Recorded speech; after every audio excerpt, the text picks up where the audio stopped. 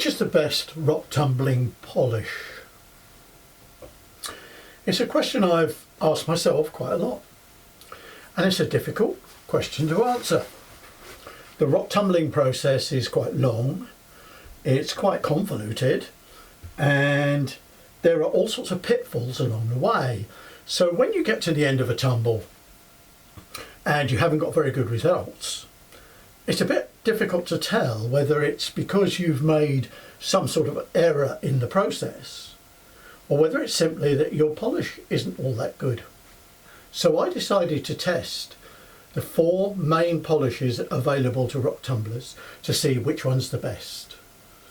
And I set up a test that would bring a set of 4 stones, a set of 4 batches of stone to the polishing stage, arriving there all equally tumbled, so that the polish, the various polishes, would have a fair test, one against another. It was a bit long and convoluted, but it was well worth doing, and I'm well pleased I did it, because I now know which polish I think is the best rock tumbling polish. So if you want to see the process and then see which of the polishes is the best, join me in the workshop.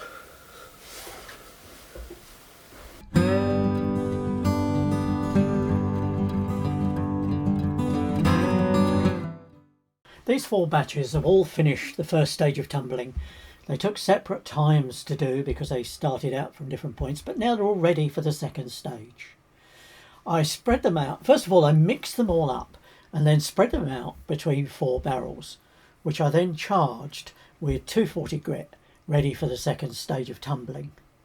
I charged each barrel with 3 tablespoonfuls of 240 grit aluminium oxide grit and ran them for 9 days.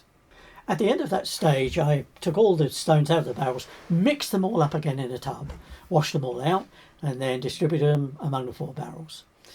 I then used 3 tablespoons of 400 grit aluminium oxide and 2 tablespoons of plastic beads, added water and put them on tumbling again.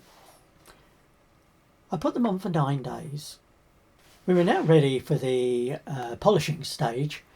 Again, I mixed up all 4 batches, thoroughly mixing them, and then carefully put them in the barrel, this time checking the stones, pretty much one at a time, as I always do. I tried to spread the stones evenly between the barrels to make this as fair as possible. Then I charged each barrel with 3 tablespoons of clean beads. We were then ready to add the polish. In the first barrel, I put 3 tablespoons of 1200 grit aluminium oxide polish and marked the barrel lid. In the second barrel, I put 2 tablespoons of zinc oxide. In the third barrel, I put 2 tablespoons of tin oxide. And in the fourth barrel, I put 2 tablespoons of cerium oxide, added water, and put them onto tumble.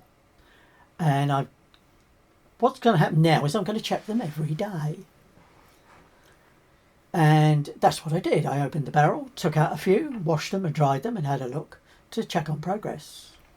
And even after just 1 day, I thought there were 2 clear leaders starting to emerge with 2 kind of tail end Charlies. The 2 leaders were already getting a good polish. On day 2, it became even clearer still, and in fact one of the batches I could have stopped there and then and said that they were done, but I decided to put them in and give them another day. Day 3, 2 of the batches, the 2 tail end Charlies, are starting to take a polish now, but they're still way behind the 2 leading batches, one of which is finished. The other one I put on for another day. Day 4 saw the second batch, the runner-up batch, finished and put to one side, but the other 2 batches were still tumbling away, trying to achieve a really good polish. So day 12, these are the 2 tail end Charlies of the polishing test, and they've both been tumbling for 12 days. This is the Aluminium Oxide batch, and it hasn't really got a polish even after 12 days.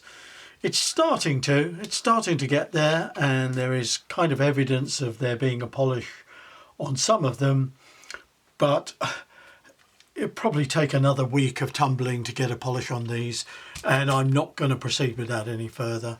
Clearly the Aluminium Oxide 1200 grit is not a great polish.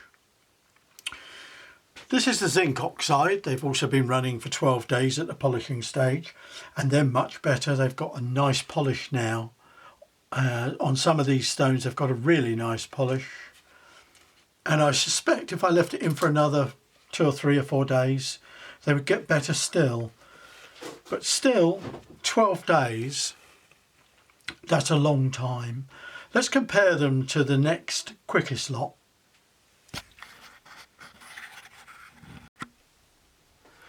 So this is our Zinc Oxide we just looked at briefly, and these are Cerium Oxide, and this polish was achieved after just 4 days in the barrel, and most of these stones have an absolutely beautiful polish.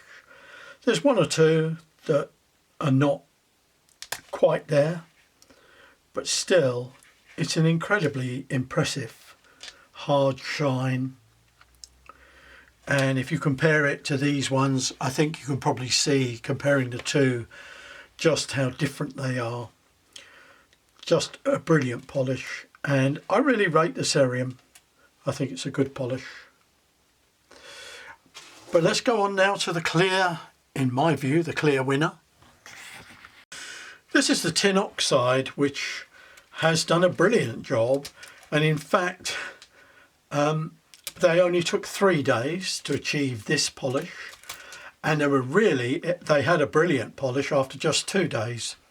So for me, Tin Oxide is the clear winner in terms of speed and quality of polish, certainly on this type of stone, chalcedony or chalcedony, which are hard agate type stones, but just a fantastic hard polish. Brilliant shine on almost every stone. So champion of champions is Tin Oxide. Thank you for watching. I hope you find this informative and interesting and useful, and if you do, please subscribe and ring the bell. That way you'll get notified when I update other rock tumbling videos. So thank you for watching. If you simply enjoyed watching this as a one-off, please give me a thumbs up, and thank you for watching.